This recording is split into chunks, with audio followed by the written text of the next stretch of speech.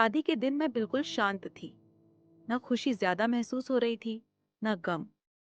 बस एक अजीब सी उलझन थी दिल में, जैसे कोई नया पन्ना खुल रहा हो जिंदगी का। लेकिन उसमें क्या लिखा होगा, पता नहीं। माँ बार बार कह रही थी, सब ठीक होगा राधिका, और मैं मुस्कुरा देती थी। पापा की आंखों में मैं पहली बार इतनी बेचैनी देख रही थी। शायद बेटी को विदा करते वक्त हर बाप का दिल ऐसे ही कांपता होगा। शौर्य से मेरी शादी तय हुई थी कुछ महीने पहले। अरेंज मैरिज थी। मिलना जुलना, बातें करना, सब कुछ हुआ था। पर वो अपनापन अभी तक नहीं आया था। हम दोनों ने बस उतना ही जाना था जितना शादी तय होने से पहले जरूरी था। बाकी सब तो अब इस साथ में खुलना था।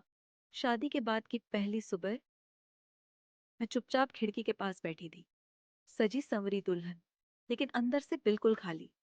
तभी दरवाजा खुला। शौर्य हल्के कदमों से कमरे में आया। राधिका, उसने धीरे से पुकारा। मैंने पलट कर देखा। हल्की मुस्कान, थके हुए मगर नम्र चेहरे के साथ वो मेरे पास आया और बगल में बैठ गया।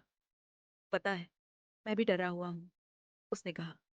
मैंने कुछ नहीं कहा, बस उसकी आंखों में देखा।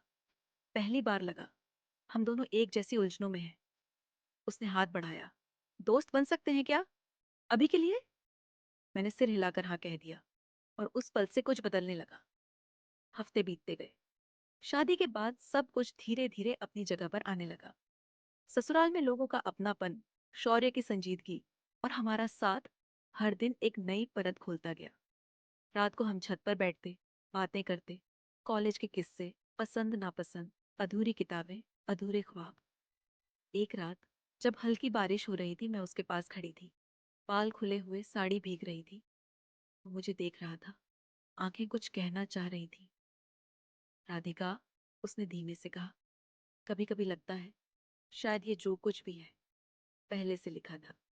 मैंने मुस्कुराकर उसकी हथेली थामी, और अब हम मिलकर आगे लिखेंगे।